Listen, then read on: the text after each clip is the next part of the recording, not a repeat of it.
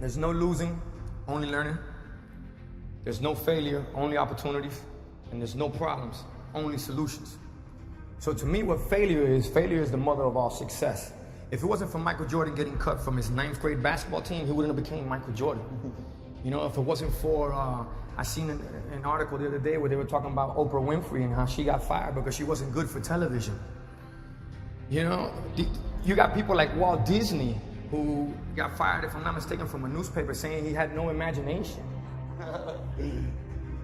So what do you tell them? You tell them, you know that all they can do is learn and come back bigger, better, stronger, because all it's going to do is lead you in the right direction.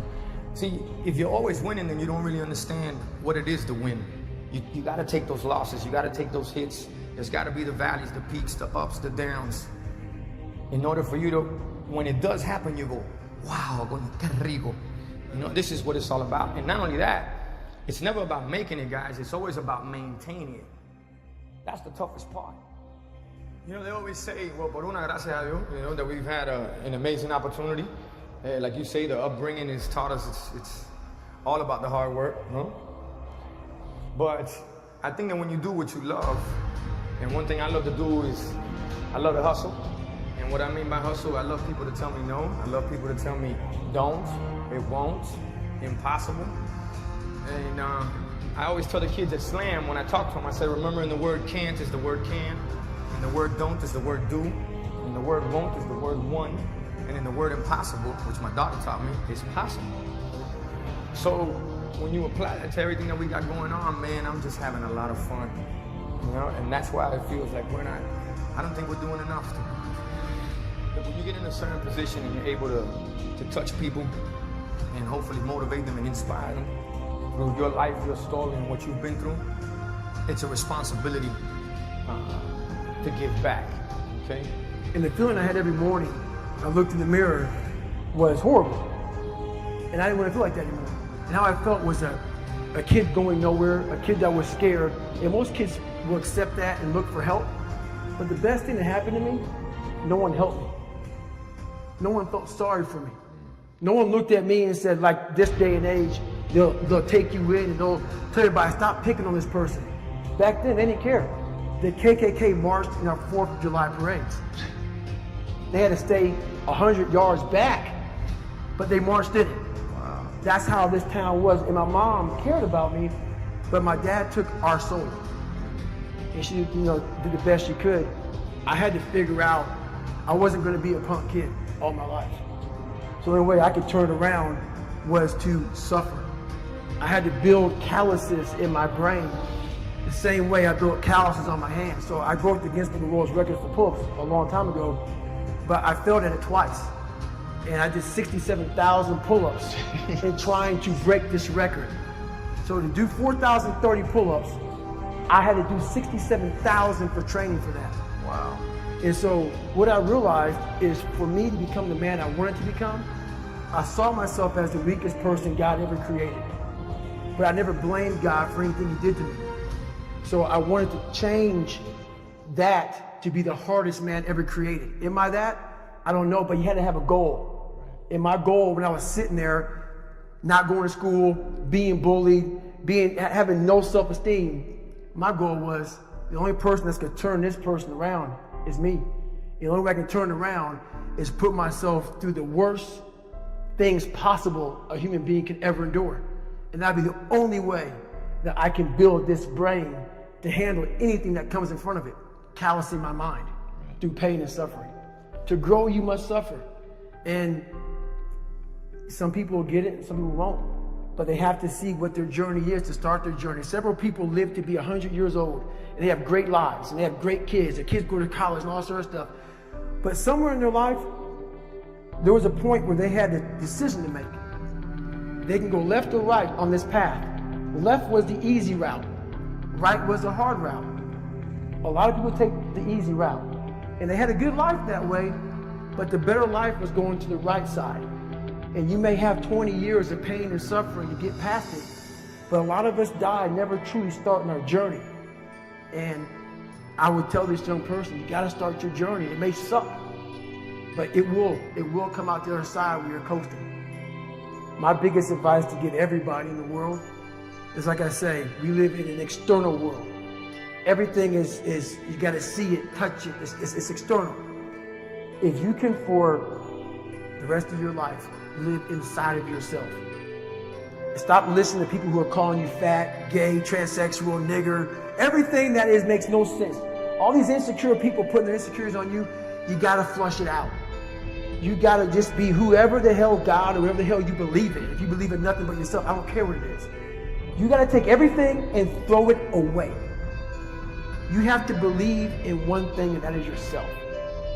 And I'm not saying don't believe in God or what you believe in, but right now, for you to find greatness in yourself, you're not gonna find it by looking in a book or by even hearing me. I may give you the spark, but you've got to go inside yourself to find it. And that means you gotta be quiet. Shut the fuck up, go in a room, stop talking, search your soul, search your mind, search your abilities, and you'll find it. But if you're not looking for it, you won't find it. So you gotta go start your journey. And the journey starts with you finding, why the hell am I here on this planet Earth? Why am I here? And if you don't know that, you will live the rest of your life searching, always asking the question, why? So my point is, everything in life happens according to our time, our clock. You may look at some of your friends and think that they're ahead of you, or maybe some of them you feel are behind. But everything happens at their own pace. They have their own time and clock, and so do you. Be patient. At age 25, Mark Cuban was a bartender in Dallas. It took till 32 for J.K. Rowling to be published for Harry Potter after being rejected by 12 publishers. Ortega launched Zara when he was 39. Jack Ma started Alibaba when he was 35. Morgan Freeman got his big break at 52. Steve Carell only got his break after 40 years old. Virgin was started by Richard Branson at 34. Getting your degree after 25 is still an achievement. Not being married at 30 but still happy is beautiful. Starting a family after 35 is still possible. And buying a house after 40 is still great. Don't let anyone rush you with their timelines. Because as Einstein said, not everything that counts can be counted, and not everything that's counted truly counts. And this is the most important thing. I want you to be able to create meaningful, purposeful, fulfilling lives for yourselves, and learn how to use that to make an impact and a difference in the lives of others. That will be true success. All the greats on this planet were addicted to something. You got to get addicted to something good. It takes such a desperate, obsessive focus. You really got to focus with all of your fiber and all of your heart and all of your creativity. While the other guy's sleeping, I'm working. While the other guy's eating, I'm working. This is what I believe, and I'm willing to die for it. This is what I live for. I am obsessed with this. So if it costs my life, if I die in the pursuit of my obsession, then so be it. I went out doing what I love. Live an extraordinary life. And don't let anything stop you from getting it. The only limit to our impact is our creativity and caring. If you care enough and you're creative enough, there is no limit. Stop thinking about the score of the game and focus on one thing you can control: how much you give every moment you're on that court. There are going to be days when you win and when you lose, but the only days you're going to know when you win or lose are going to be by your measurement of yourself. What's the single most important key to success above anything else? It's not talent, it's not skill, it's hunger. If you get enough hunger going in you for an answer, you'll find the answer. If you get a hunger enough inside of you that says, I gotta take things to the next level, I gotta achieve, I gotta make a difference, I gotta expand, you will find the answer. If you, every single moment you're on that court, you're engaged at level 10 or above, or such a thing where it exists, and you gave every ounce of yourself every minute on the court, then it doesn't matter what the score is, you won. Because you became more and you gave more. Look, I'd love to sugarcoat this thing for you. I'd love to tell you, look, you can go out here and get rich, do a couple of things. It ain't happening. You got to get real doggish. You got to get downright funky if you want to make it. If you want to be ordinary, just go on about your business. But if you have extraordinary aspirations, then you're going to have to do extra.